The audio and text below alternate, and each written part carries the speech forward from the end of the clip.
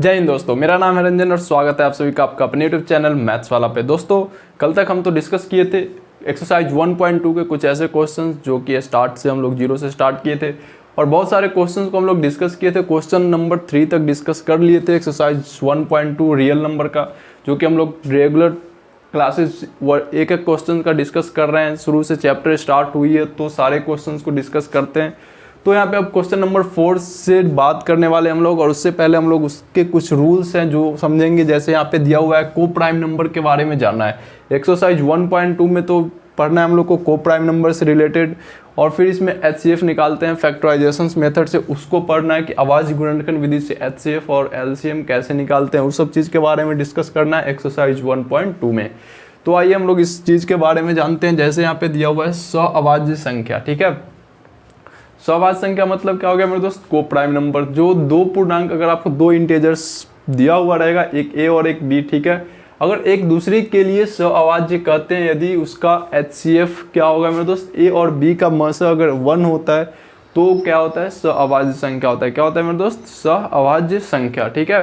जैसे आप 16 और 9 का मौसर यहाँ पे निकालोगे तो 1 होगा। कैसे होगा, देखो आप जब 16 और 9 का मौसर निकालोगे तो 1 टाइम्स लगेगा 9, 16 में से 9 गया 7, फिर 9 लगाएंगे, फिर 1 टाइम 7, फिर 2 बचेगा, फिर 7 लगाएंगे, यहाँ पे 2 3 जा 6 लगेगा मेरे दोस्त, 1 बचा, फिर 2 लगाएंगे 1, ठीक है।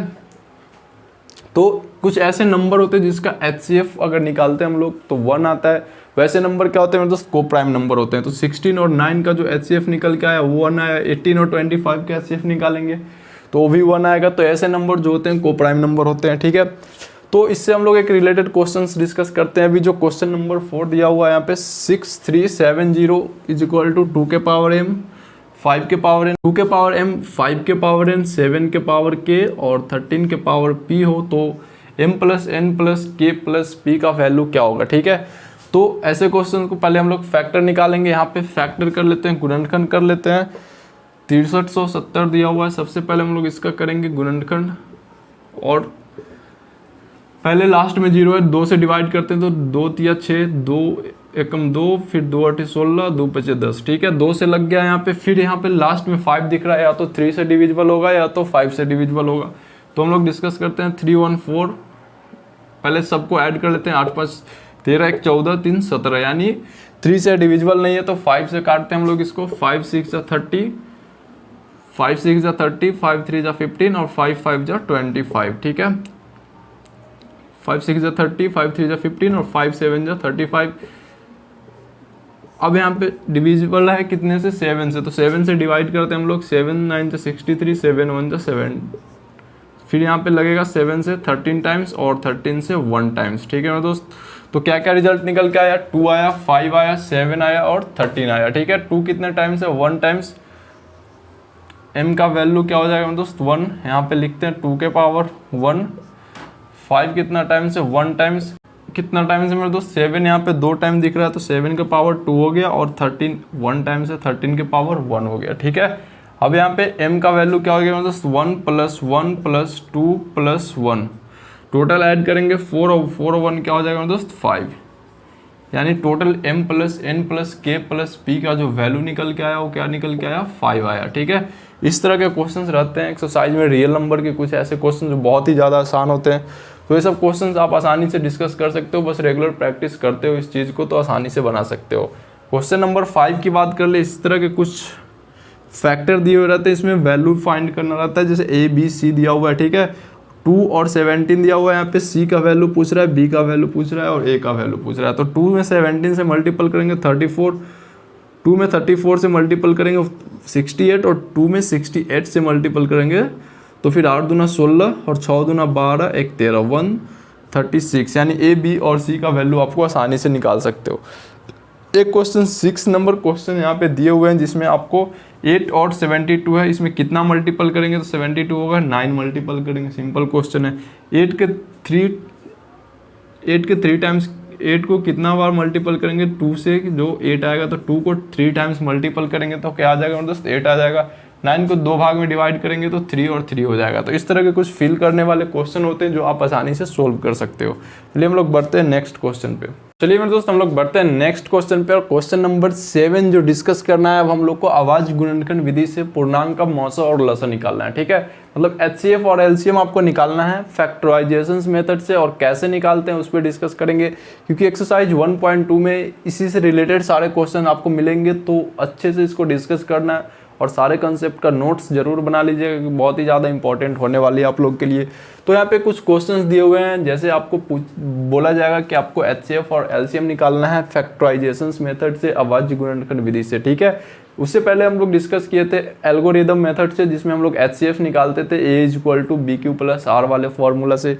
तो इस पे हम लोग डिस्कस करेंगे 96 और 404 को कैसे निकालेंगे। तो सबसे पहले 96 को आपको अभाज्य गुणनखंड करना होगा, फिर 404 का अभाज्य गुणनखंड करना होगा। आप साइड में कर सकते हो। 96 का अभाज्य गुणनखंड करोगे आप, तो सबसे पहले 2 से लगाएंगे तो 48 हो जाएगा, 2 से लगाएंगे तो 24 हो जाएगा। ठीक है, तो 2 से लगाएंगे तो 12 हो जाएगा, 2 से लगाएंगे 6 हो जाएगा, और फिर 2 से 3 हो जाएगा। ठीक है, इस तरह से आप कर लेना है। फैक्टर 2 गुना 2 गुना 2 कितना टाइम्स आ रहा है दोस्त? 5 टाइम्स। कितना टाइम्स आ रहा है? 5 टाइम्स। 2 मल्टीपल 2 और फिर एक 3 आ रहा है। उसी तरह आपको कर लेना है 404 का मल्टीपल। ठीक है, 404 का फैक्टर निकाल लेना है मेरे दोस्त। यहाँ पे सिंपल आप निकाल लो 404 का।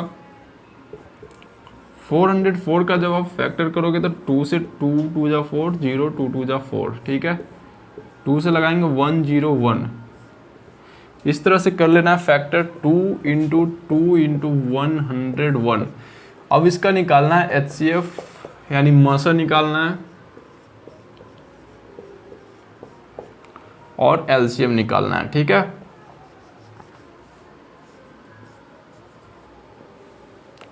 एलसीएम को हिंदी में लिखते हैं लॉसा।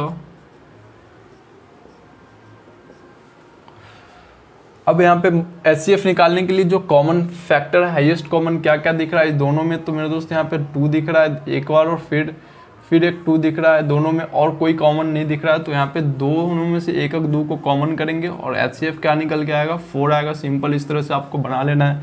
फिर एलसीएम निकालने के लिए जो मस्ट कॉमन है उसको निकालेंगे, सबसे ज़्यादा बार कॉमन है। फिर बचे हुए नंबर जो है सारे के सारे मल्टीपल कर लेंगे मेरे दोस्त। यहाँ पे 3 टाइम्स बच रहे हैं, तो यहाँ पे 3 बार 2 लिखना है।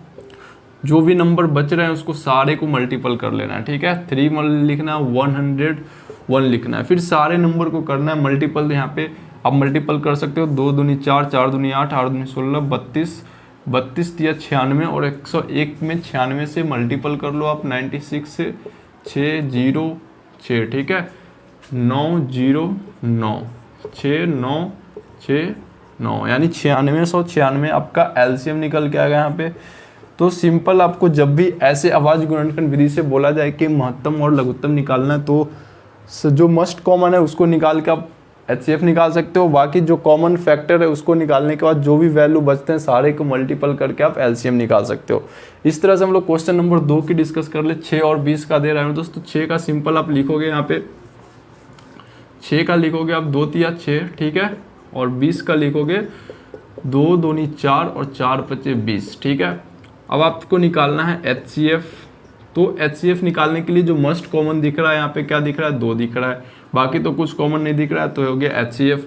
एलसीएम निकालने के लिए जब बोला जाए तो एक मस्ट कॉमन 2 दिख रहा है, और फिर क्या कुछ कॉमन नहीं है, तो सारे डिजिट को क्या करेंगे? मल्टीपल कर लेंगे। 2 दूनी 4, 4 तिया 12, 12 पचे क्या हो जाएगा मतलब 60। ये आपका हो गया आंसर। तो इस तरह से आप गुणनखंड विधि से आप लघुत्तम और महत्तम निकाल सकते हो। बहुत ही सिंपल तरीका है मेरे दोस्त, आप इसको बार बार प्रैक्टिस कर लीजिएगा जरूर से जरूर।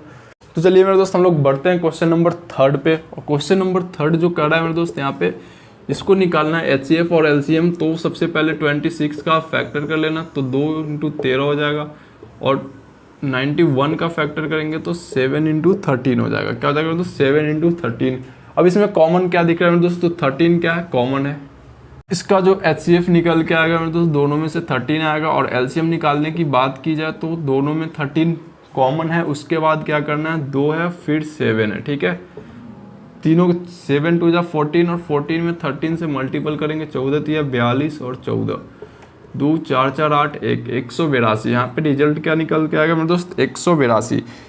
यानी इस तरह से आवाज़ गुणनखंड विधि से जितने भी क्वेश्चंस अगर आपको दिए जाते हैं आप बहुत ही आसानी तरीके से बना सकते हो, कोई परेशानी नहीं इसमें।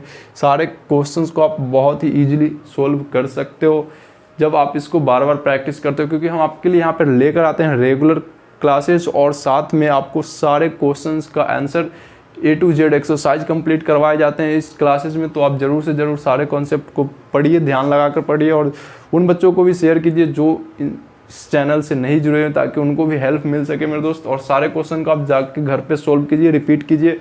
कुछ क्वेश्चंस आपको दिए हुए हैं यहाँ पे जो आप घर पे स्टडी करोगे, नहीं समझ में आती है तो डिस्क्रिप्शन में दिए गए नंबर पे सेंड भी कर सकते हो या फिर कमेंट करके बता भी सकते हो, ताकि उसका नेक्स्ट वीडियो में आपको सॉल्यूशन दे दिए जाएंगे मेरे दोस्त। तो आज का ये कॉन्सेप्ट कैसा लगा आपको कमेंट करके ज़रूर बताइए और चैनल को लाइक, सब्सक्राइब और शेयर करना नहीं भूलिए मेरे दोस्त। मिलते हैं नेक्स्ट वीडियो में। जय हिंद।